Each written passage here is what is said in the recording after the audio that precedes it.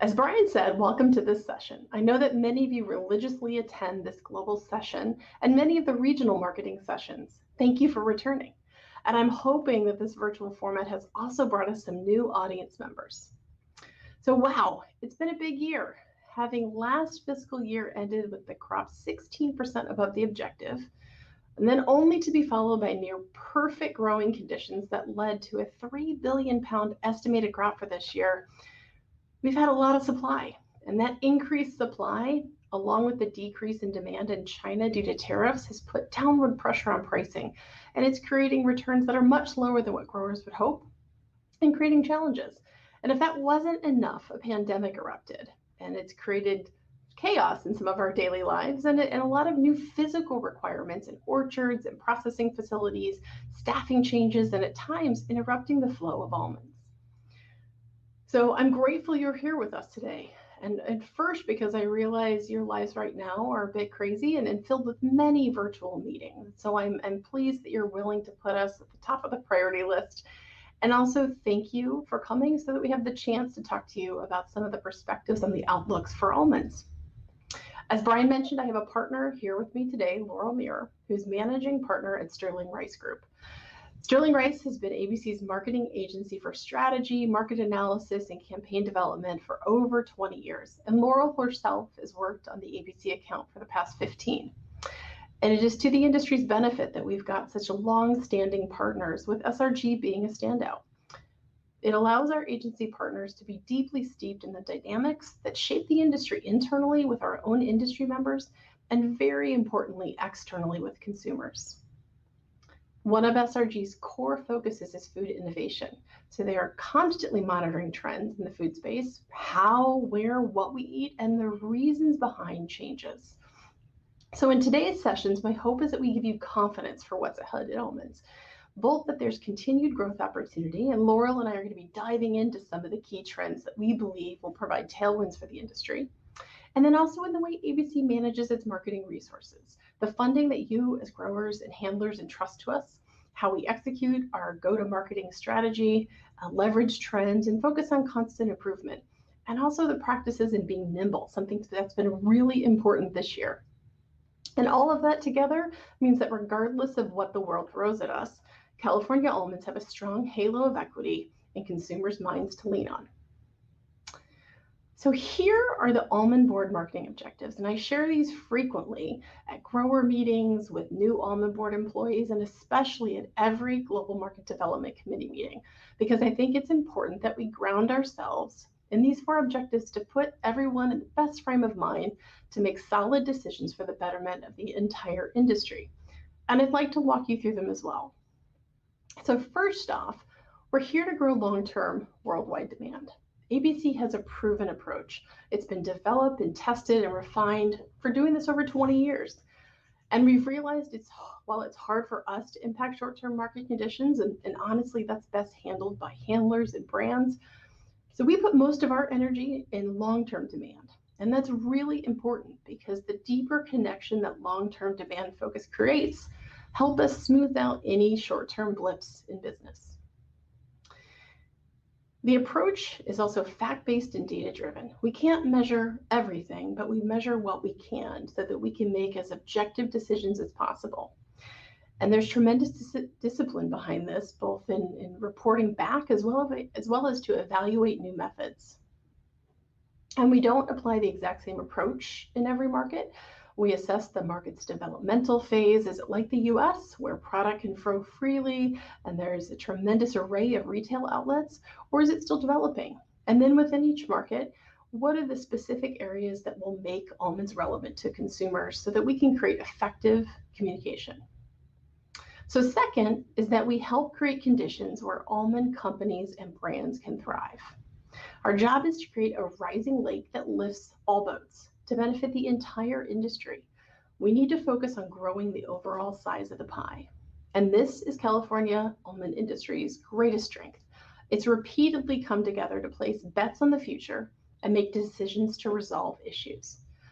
And it is certainly not always easy, as there's varying opinions. However, the industry has found a way to make solid collective decisions, and importantly, these decisions reflect a willingness to invest in its future.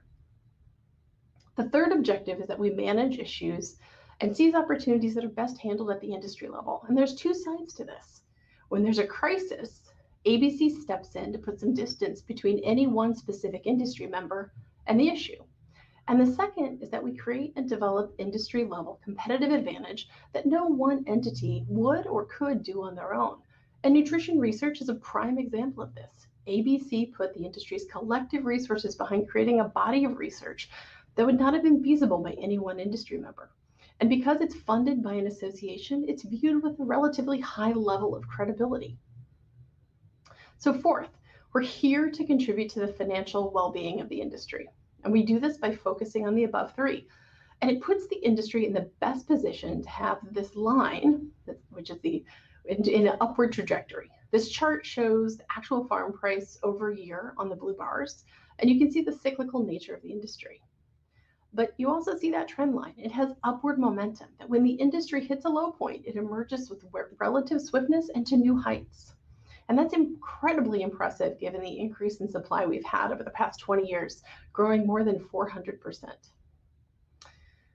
So this approach has created a positive halo around almonds, and it's our job now to continue to expand that set of benefits so that almonds have points of relevancy across an array of markets and can withstand changing consumer attitudes and desires, and that we can ensure strong demand regardless of supply. Now I want to shift gears a bit and hand this over to Laurel. Obviously, the world's been changing fast over the past 8 months.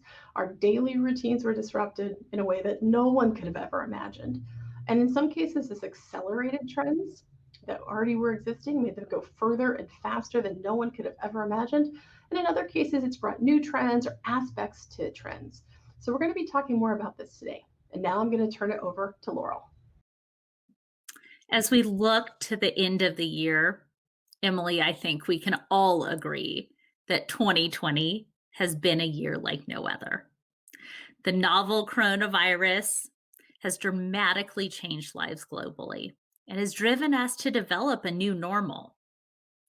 Home isn't just where the heart is, home is where everything is. We've developed a homebody economy that has driven record sales of everything from Pelotons to gym equipment here in the US, to focusing on homeschooling around the world, and also, of course, working from home. But as we enter the end of the year, we're no longer talking about toilet paper shortages, but we are still talking about stockpiling, which has returned and really put pressure on the supply chain. Channel shifting has continued to drive record sales. We look at two examples with Amazon Prime Day 2020 up 30% over last year to a record $10.4 billion in estimated sales in just 2 days. And of course, those numbers are completely outdone with Alibaba's Singles Day in China, 11/11, driving sales up to $56.42 billion US dollars. Home for the holidays really takes on a whole new meaning this year as consumers really rethink how to spend the holiday season. And consumer spending is expected to be down. But it's not all bad. This new normal has driven rapid acceleration that has really helped to meet consumers' needs, if that's the silver lining. 10 years worth of development in just 8 weeks for an increase in e-commerce deliveries, getting all of those new channels shifting faster. We also see that Disney Plus achieved the level of growth in 5 months that it took Netflix 7 years to get. And video conferencing has increased 20x since April 2020. So with all this change, we have to try to understand what's going to stick. At the beginning of the pandemic, I set off to interview psychologists to understand how would this truly impact consumers' purchases, their spending, their confidence, long after our sourdough starters have died. Overarchingly, we heard the same sentiment. And this quote by Esther Perels really encapsulated it. Never on a global level have we slowed down like this, and it's teaching us what's important. And we see shorter commutes, more dinners with family, and maybe not all the hustle and bustle we had before in much of the world.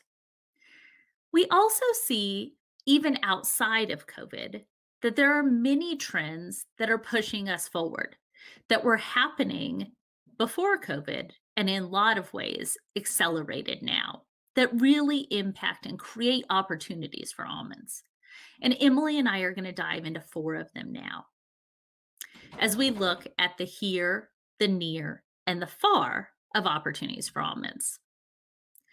First is shifting in shopping, really looking at how things have changed from aisles to apps and the tremendous shift that's occurred. Number 2, the growth of food equals health and how we're seeing this change and shift around the world. Third, the continued rise of the mindful consumer. And fourth, a plant-powered future. Now over to Emily to dive into what's happening in shopping. Thanks, Laurel. Now, this first trend will not be a surprise to any of you. It's all about the changing way in which our food gets to us, the consumer. And it's what we're calling, as Laurel mentioned, aisles to apps. Certainly, COVID-19 has impacted the way we shop. And the consulting firm McKinsey has been doing a significant amount of research on the impact of coronavirus to our society, along with pretty much every other research firm. But in October, McKinsey published a look into the global consumer sentiment and behavior. And in this slide, they're reporting the percent of consumers that indicate they tried a new shopping behavior. And these percents are high, with almost all of the markets showing at least 50% of consumers have a change and getting up to nearly 100% in India. And some of the difference across these markets in the reporting percent are due to the level of technology adoption that already existed pre-COVID. But in general, this slide just stuck with me because it's the hardest job of a marketer is to get a consumer to adopt a new behavior or start buying a product they haven't before. In fact, so much so that there's an adage that it's easier to get a consumer who already purchases your product to use more of it than it is to get a consumer who doesn't use your product to start using it. And so this really, really did stick with me. And then the second amazing piece is how many consumers are saying on the far right what their intent is to continue. These are incredibly high, and it shows that consumers are finding value in these new approaches that I would posit goes beyond just what they're having to experience during COVID. Now, these behavior changes are coming in different forms. Definitely, I'm sure many of you can relate to this first one. With the uncertainty and the safety of shopping, or just in general trying to reduce touch points, we're making fewer, larger trips. Prior to COVID, it wasn't uncommon for consumers to make 3 trips to the grocery stores per week. But now a significant portion are down to 1 trip, or even in some cases, as we'll get to later, none. Now, doing all of your shopping in 1 trip, as many of you can attest to, takes a different approach. It requires a bit more planning and a list.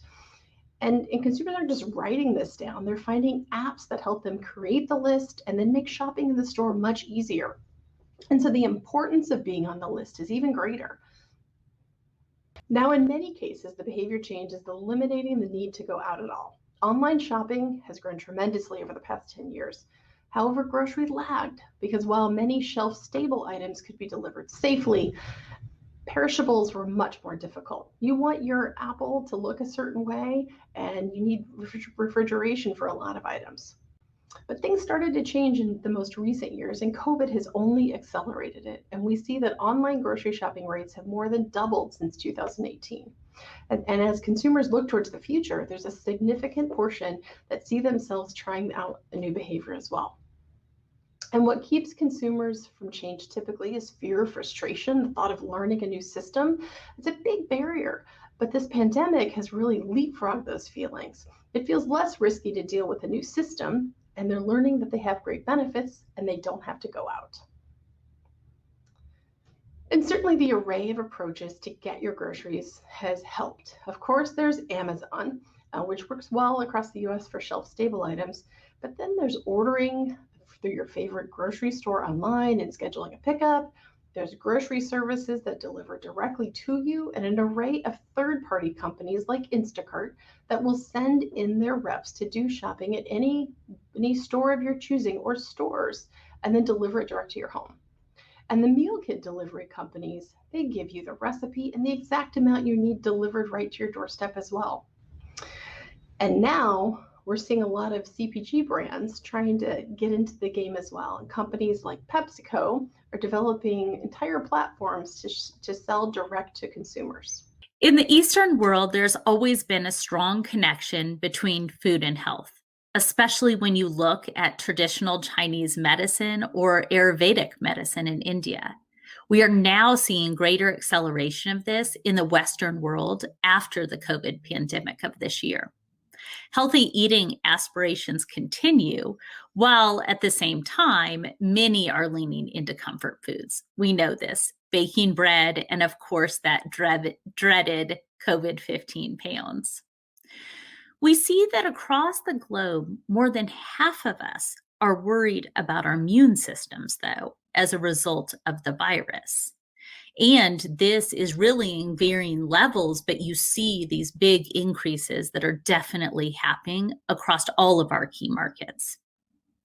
And immunity has seen the largest increase in healthy lifestyle goals, while the ever popular energy drive has decreased. Consumers believe that vitamin C, which we know has typically been linked to immunity through all the work in citrus, vitamin D, which has been really new to the game in a lot of ways, that has driven a lot of awareness from the health professional community over the last few years, and antioxidants are the things that consumers believe will drive their immunity forward in the future. And this is great news for almonds, as we know our antioxidant vitamin E levels are some of the best out there. But we also know that memories are fleeting. So it'll be interesting to see how this focus on immunity sticks when we move forward in the future post-pandemic. But regardless, we're seeing an increased focus on what's best for me and a rise in our desires to take action for it. And with that rise is coming the link to personal nutrition through genetic testing. This is driving new companies like Gene Cuisine and Habit, companies that help determine consumers' nutritional needs on a cellular, genetic, and DNA level. Coupled with digital platforms, nutrition plans, and direct-to-consumer meal kits, eating for your specific genes, not everybody else's, has never been easier. With these new developments is also a focus on eating for mental health. In the past, specialized foods were much more focused on performance or weight loss, but now here we see the rise of foods for mind focus, calm, and restoration, really opening up the avenues for a whole new array of health benefits. The third trend is mindful consumption. And Laurel just talked about how food is being more strongly correlated with health in consumers' minds, but there's an even broader trend that touches many aspects of consumers' lives as they seek overall well-being. It's no longer simply about longevity of life, but it's about maximizing the time you have, feeling content in the choices you make, and being an active participant in everyday life. This broader trend towards well-being has consumers seeking to make choices that bring positive mental states, openness, relaxation, connectedness, a fit and able body, and neutral or even positive impact beyond themselves, with an awareness that each choice they make has an impact on all three. And for few choices, that means food isn't just fuel. And consumers are looking to be more mindful in their consumption. And media and the ease of rapid information sharing has shed light on the conventional wisdoms around food, and it's raising questions for consumers about their food choices, and overall just increasing the level of consciousness around well-being. And we know that consumers are information super seekers. They will scour the internet to challenge their own ideas and find new ones. And then when they find them, they want to share their knowledge and discoveries. And luckily, there's plenty of tools to do that. Technology is also helping in just adding to consumers' daily well-being routines. And there's this whole arsenal of tools and apps, kind of weapons for well-being that have come about. And it enables the consumers to track and get prompts and feedback around their food choices and even biometrics. And here's just a few examples. The Fabulous app, it nudges healthy eating habits, sends reminders throughout the day to drink more water. It's science-based, as many of them are, and this one is incubated in Duke's Behavioral Economics Lab. And the whole idea is it helps you build healthy rituals into your life. Then there's Smart Plate, and it's an app that lets you take photos of your food, and it uses AI to help you analyze food choices. And then there's Calm, and many of you may have seen lots of ads for Calm recently. They've been doing a blitz during COVID, but it really is an app focused on mindfulness, helps with meditation, or just teaching you new skills related to mindfulness. So the whole idea is this whole trend is here, and there's new ways consumers are experiencing it. Importantly, mindful consumption includes deeper social consciousness and a connection to that we're part of something bigger. And thinking that way brings more meaning and purpose to our lives. And one of the areas that's come to the forefront is this focus on the limited resources that we have. And consumers are more mindful of this, and they think a lot more about the waste they create. During COVID, this is only heightened as we're home more and we're filling more bins. And a study by Accenture recently of 3,000 consumers in 15 countries, so this is global, and it was done during the pandemic, showed that 64% of consumers said they're focusing more on limiting food waste and likely will continue. Now, I don't always believe, self-reported data from consumers, but the fact that this, 64%, that's still a good portion that really will be doing this. And the fact that they're looking towards doing it in the future, that says a lot. So reducing food waste is really complex, and it requires the combined efforts of consumers, food companies, and agriculture. One of the organizations helping to bring these various viewpoints together is ReFed. And ReFed is focused on rethinking food waste through data and economics and creating a business case for change with a goal of reducing food waste by 50% by 2030.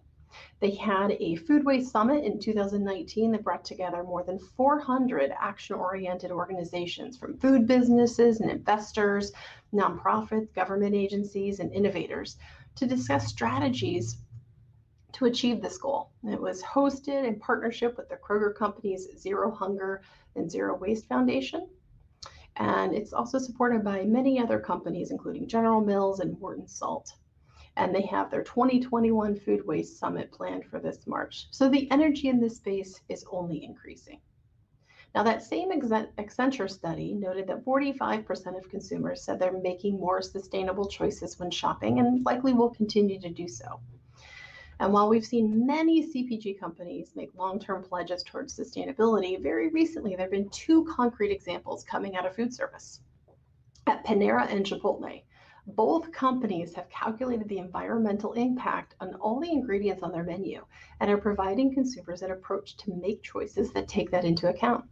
Panera is focused on carbon footprint and has coded their entire menu to highlight items that they call cool food meals, and those have a lower carbon footprint.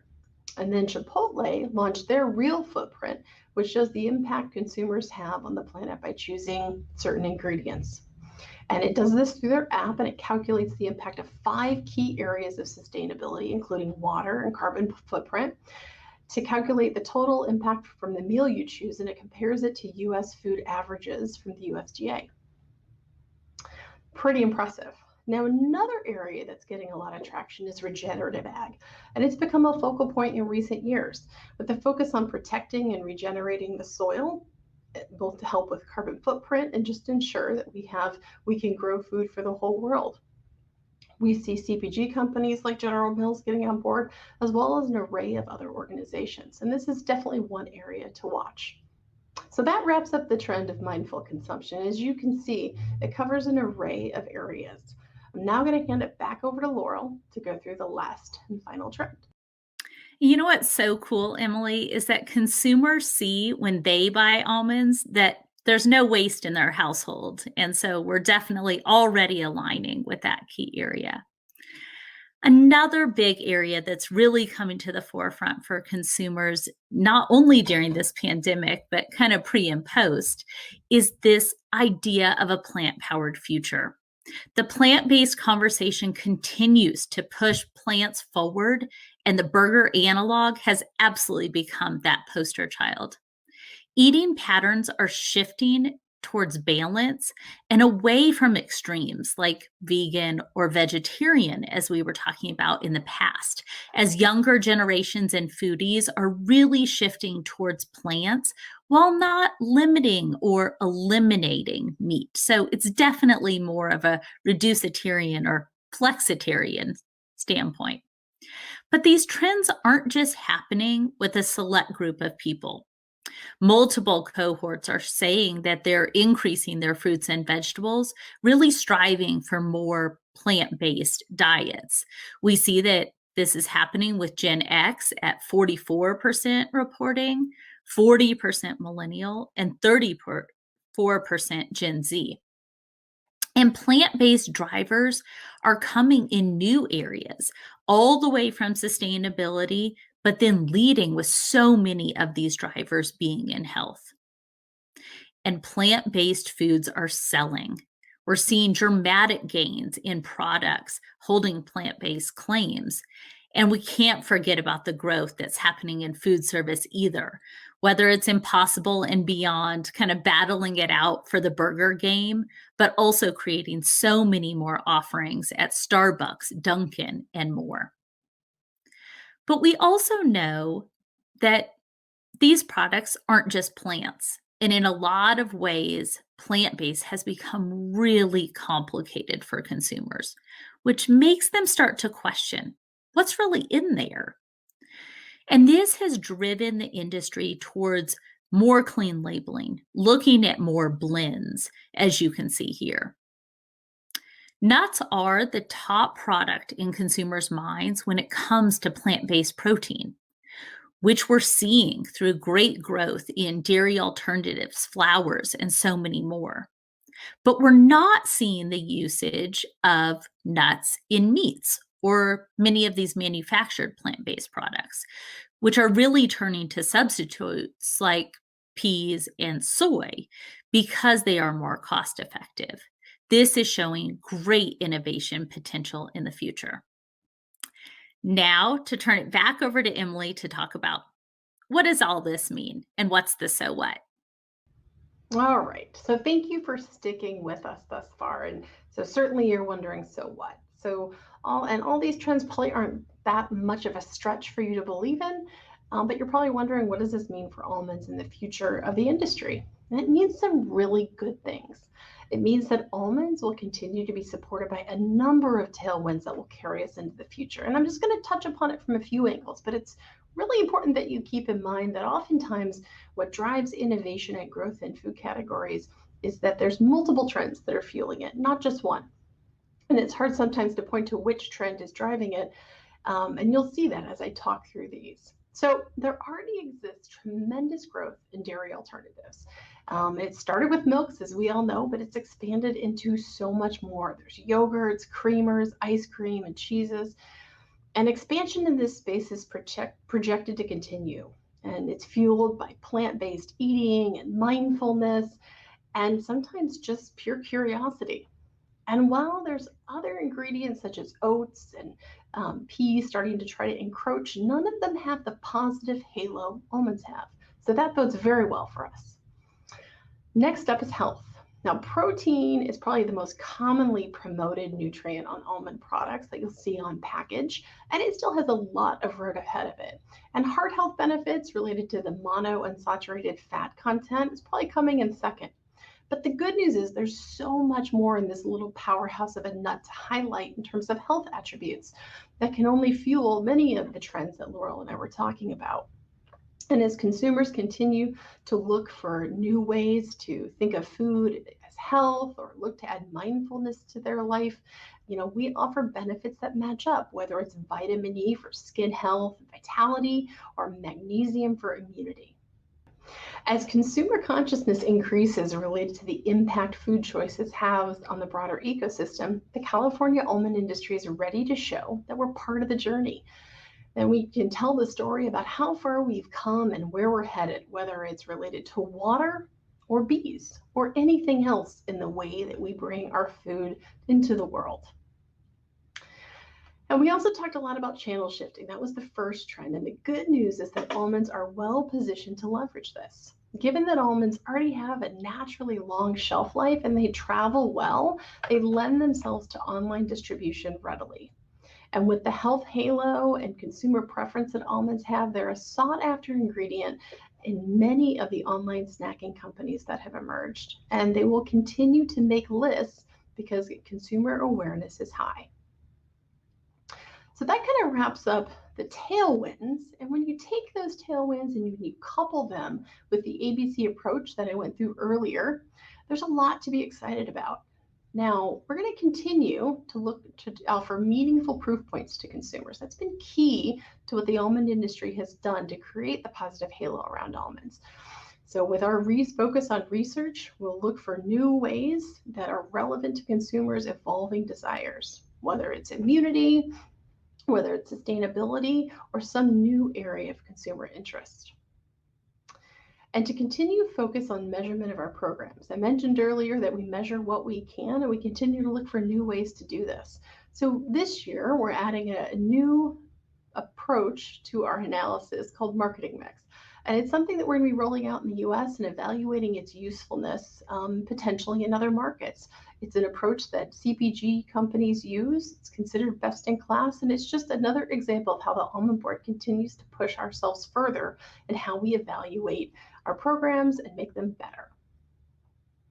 And lastly, we're going to continue to be nimble and shifting as appropriate in the short term when needed, but not losing sight of the long term. And as we have seen this past year, being able to be nimble was really important. And we had a number of adjustments to our marketing programs that when you go to the regional programs, you'll learn more about. But just a couple to hit upon. We had a big partnership with the Olympics that we planned for this past August. You'll remember Carrie Walsh-Jennings attended conference last year.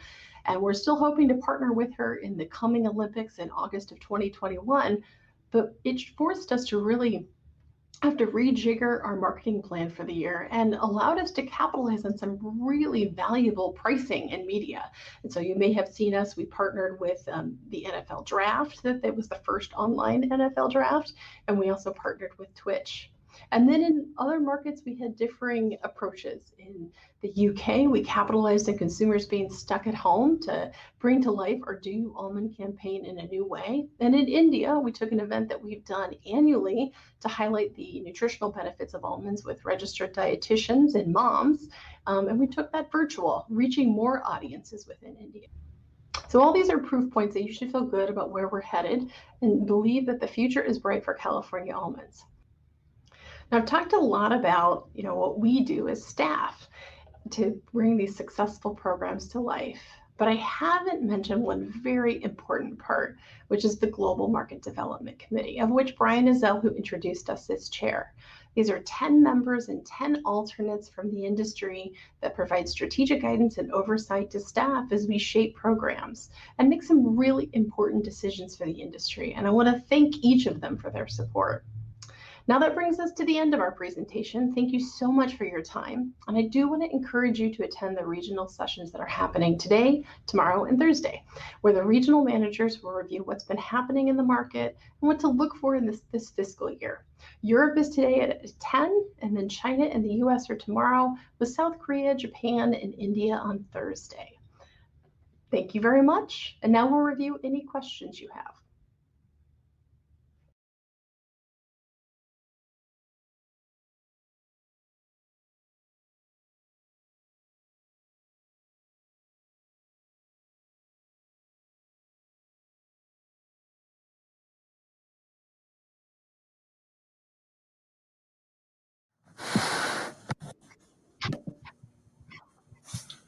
Hello. Hello. Hi. Thank you, everybody, for joining us. Brian, how are you today? Good. Sorry, a bunch of technical difficulties on the front end, but you guys did well without me. So Yes. So I will make a slight correction, though. I see it says you're Brian Walbrink. They're going to fix that right now. Brian is Zell. Right, since we didn't get to the front end, I don't know if you want to say anything before we start our Q&A. We've got about 7 minutes where we can answer some questions, but since we didn't get you on the front end. yeah, no, I'm sorry to miss that part, but no, I think, your presentation covered so much. This world is changing so fast. It's been a crazy 2020, and the consumer's mindset has changed, shopping has changed, everything's changed, and for me it's very exciting to see how the Almond Board staff reacts to those changes, and constantly looking for what do we do next in light of these changes. And I'm very excited with the plans that we have. We just met this past week and looked at our North American program and got some real key learnings with a deep dive that we did with Nielsen and understanding the consumer and who our target consumer is. So between that and the other presentations that are coming up, this is for sure not the only one. We've got different presentations for each country, and I think you'll find that the ABC marketing staff is right on top of the next trends and what needs to change in order to make us successful in marketing these large almond crops. Well, thank you, Brian. That leads us, I think, perfectly to one of the questions we got from the audience members. So maybe Laurel and I can offer some thoughts on this. But Laurel, which of the trends do you think is going to be the most disruptive? Well, I think definitely in the short term, the major changes that have occurred from COVID, we're seeing some real inequality happened throughout the world, and it'll be, I think, interesting to see how that continues to develop. We've also seen, traumatic shifts in how people shop, and that's more housed in the Western world, whereas in Eastern world was already so much online shopping going on, as we talked about, Alibaba, just absolutely dominating Singles Day here. And it really dwarfs so much of what we think is big when we look at Amazon and others. But the rapid acceleration that's happening in online globally is definitely the biggest short-term trend. Yeah. No, I was sitting here thinking myself about the 4 areas we talked about: plant-based, the changing in shopping, foods continuing to equal health in consumers' minds, and then mindfulness. And it's hard to pick one because they all play off each other. Mm-hmm. And I think continue to drive so much. And then COVID, obviously, as you mentioned, is accelerating a lot of them. So we'll see. Yeah. So let me look at the next question we got here. How will the China market evolve, and what changes are expected with the new administration? Gosh, this one, if I had the crystal ball for this one, I think I probably wouldn't be in this role right now. I don't know what the new administration is going to bring. I'm sure Julie Adams will get some of those questions both in the China session and throughout some of our office hours. But I do think that market is still huge for us.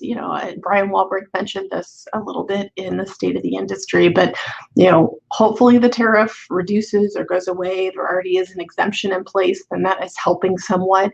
But with so many consumers and so much potential upside, it's a market that long term is important for the industry, and we've seen a preference for California almonds in that market as the past 2 years have gone by, and some volume has shifted to Australia. We hear that from some of the buying community. So, so I'm still very bullish on it long term.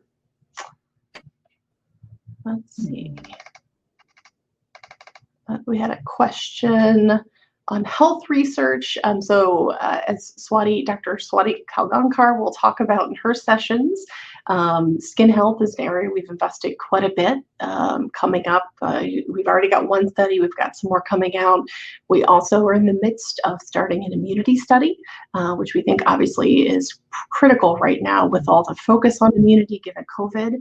But our research in many of the areas we've also invested in the past will continue, because we think continuing to reinforce those benefits through new studies and new research methods is important as well. So I think, Laurel, we have time for one more. The India question. So, what does it look like India's headed for? What do you think might get in the way of India's growth?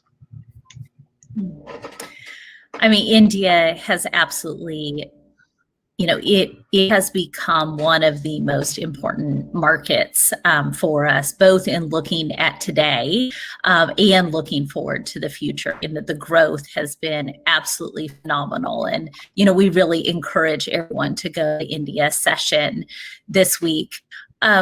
India's growth is also predicated on the market's growth as well. What is the rise in GDP? What does consumer spending look like? But there is so much opportunity. Right now, so much of the market is focused on the use of almonds in this very ritualistic behavior, but we're seeing huge increases in consumer snacking and healthy snacking. We're hearing consumers link almonds to brand new ways of eating that are outside of their traditional usages. And we're also seeing, of new things like going to the gym and really focusing on health and wellness. And so there is tremendous opportunity for growth in India in the future, both in terms of consumer behavior and just in terms of the large marketplace. Thanks, Emily, I'd Laurel. like to say that the whole health issue, people being more concerned with their health, almonds just fit into that perfectly. If you look at the health profile of almonds, we couldn't be in a better spot. So I think everybody should be encouraged that even in these different times, that we really do have a product that people want and that will be helpful to their health. And I think as more and more people look for those different foods that will help them feel good about what they're eating and hopefully add some health benefits, I think we're just going to continue to see things grow globally. Yeah, I couldn't agree more. I think the future is bright for us in the almond industry. So I think we are at our time, guys. I might get cut off here for folks to get some time to go to their next session. There were a few questions that came in that we didn't get a chance to get to, so we will respond to those folks individually over the chat feature built into the system. But thank you, everybody, for attending, and Brian and Laurel for being part of this today. And did you want to talk about the office hours too, Emily? Oh, yes, Brian, thank you. You want to go for that? I think we have. So we there's have go ahead. I just paused for a second. We have office hours, 2 office hours a day at the session. I offer people time to come ask us on the global market development team questions about specific markets. So today you'll have the European session from 11 to noon, and then from 12:30 to 1:30 you'll have time for the global. So Laurel and I will be there available for questions, as well as some of our other subject matter experts at the Almond Board. So hope to see you there. You just need to go to the Almond Board booth, and there will be a link there to join the office hours. Virtual booth.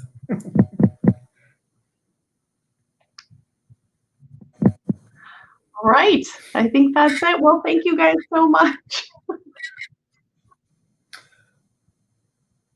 Okay, we'll see you guys.